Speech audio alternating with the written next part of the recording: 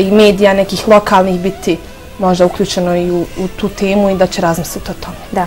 Evo, Petr, kakav je stav asocijacije srednjoškolaca u Bosni i Hercegovini? Mnogi od vas već pišu svoje kolumne za karike, mnogi od vas žele da budu novinari u budućnosti, još uvijek ste u srednjoj školi, ali pred vama je životna odluka šta dalje. Kakav je vaš stav o Omladinsko-novinskoj asocijaciji? Da, asocijacija srednjoškolaca je prepoznala ovu kampanju i samim tim je podržala, jer smatramo da trebamo naši srednjoškolci i sve ostale mlade odvesti na pravi put, dakle skrenuti im pažnju da imaju pravo da se žale na krive navode u medijima putem Vijeća za štampu.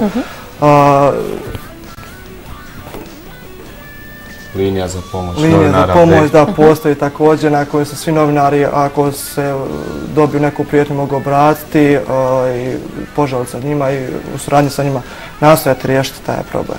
Da. Koliko je moguće riješiti takve probleme? Znamo svi da je posao novinara ugrožen i da smo konstantno izloženi nekoj opasnosti. Pa, ne znam, ja mislim da treba početi od samih medija, od samih novinara, da uvijek se vadi taj medij koji dobije neku kritiku, uvijek se vadi na to da ljudi to žele da čuju, ljudi žele takvo novinarstvo, ljudi žele huškačko novinarstvo, žele jezik mržnje u komentarima na portalima, žele senzacionalizam i takve stvari. Međutim, ne znam, nisam siguran da je baš u toliko velikom broju BiH stanovništvo željno toga. Ne kažem da nije zaista, ali mislim da kaskamo dosta za našim susjedima, odnosno regionom, a i za Evropom, da ne pominjemo, ali kada govorimo konkretno o javnim servisima, mislim da se dosta toga, to su danas u stvari zaključci sa ove konferencije, da se dosta toga treba izmijeniti ukoliko želimo napredovati prema Evropskoj uniji i tako dalje, jer kod nas recimo konkretno u Bosni i Hercegovini je dakle najčešće kršenje kodeksa Vijeća za štampu su opšte odredbe, huškanje, diskriminacija i pravo na odgovor. Mislim da je ovo huškanje nekako najizraženije na samim portalima gdje je ta anonimnost kupila slobodu i kupila hrabrost tim mladim ljudima da pišu koješta. Opet tu se postavlja pitanje šta je sa uredničkom odgovornošću. Naravno, urednik nije tu da ne dozvoli nekome da objavi, ali njegovo je da to na neki način instruira da skloni jednostavno to ukoliko je komentar ne znam, nacionalne netrpeljivosti ili bilo kakve druge negativne konotacije. Imamo jako malo vremena za razgovor o današnjem danu, ali evo moramo skrenuti pažnju da vi zaista vrijedno radite svaki dan, znači vaše aktivnosti neće stati sa današnjim danom, nastavlja se sve sutra. Produkt vašeg rada jesu promotivni materijali koje ste donijeli danas sa nama, jedan od njih evo 100 upravnih pitanja o pravima medijskih djelatnika u Bosni i Hercegovini. Da, recimo ove materijale koje vidite ovdje su neki su od prošle godine, pa smo ih sačuvali, vrijedni su pomena, neki su novi, to što vi u ruci držite, dakle, je izradio Medija centar prošle godine, na jednom mjestu zaista mnogo informacija o pravima i... Ovo treba svaki novinar da ima.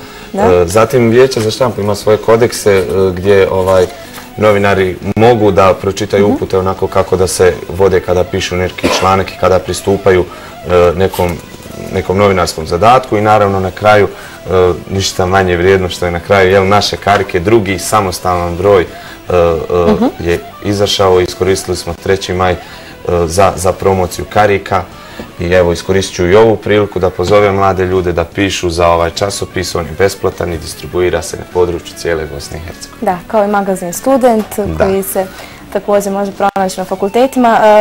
Malo prije sam već rekla, malo nam je vremena, toliko toga bi trebalo da se kaže. Evo, nekako da vama posjetim još koju minutu. Da li se vi namjeravate baviti novinarstvom u budućnosti?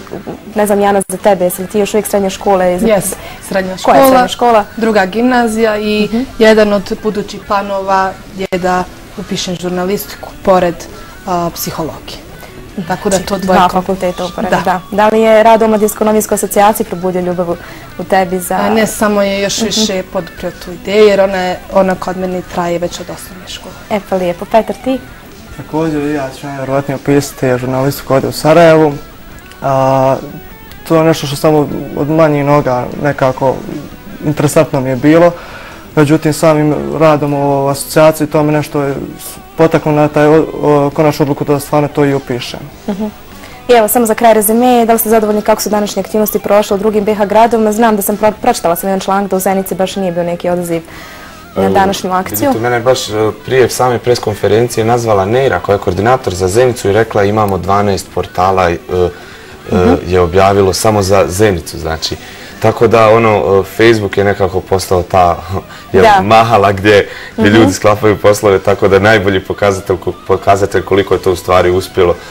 Sve danas samo priča se danas samo o ovom danu slobode medija. Da, i neka Omladinsko-novinska asocijacija danas zaista u fokusu i asocijacija srednjoškolaca. Meni je to jako drago zato što se vi zaista trudite i ne odustajete od svojih ciljeva. Evo, Denisa, ti imaš dosta iskustva u novinarstvu, radiš na radiju, pišeš, radio se intervjuje, dobro neću da nam vrati, ali sa zaista bitnim ljudima u Bosni i Hercegovini. Koji su tvoji najveći izazovi u novinarstvu u nekoj budućnosti?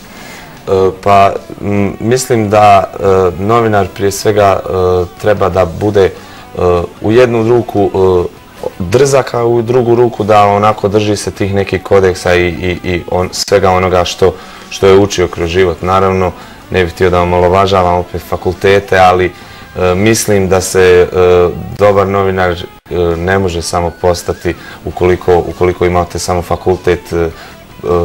fakultetsku diplomu koja treba, ali zaista ovakve stvari, neformalna edukacija, seminari, volonterski rad u ostalom koji je tako mrzak mladim ljudima u Bosni i Hercegovini. U suštini besplatna praksa. Da, su u suštini besplatna praksa su samo jedan plus u nadogradnji te ličnosti koja želi da bude novinar. A i u budućnosti kada se reguliše sve zakonski će se volonterizam i plaćati, tako da mislim da će to biti lijepih promjena. Petar, Jana i Denisa, hvala vam zaista što ste došli. Jana, oprosti, molim te. Hvala što ste došli u studiju, dobrih vibracija i pratit ćemo dalje vaš rad i bit ćemo tu kao vaša podrška. Hvala vam.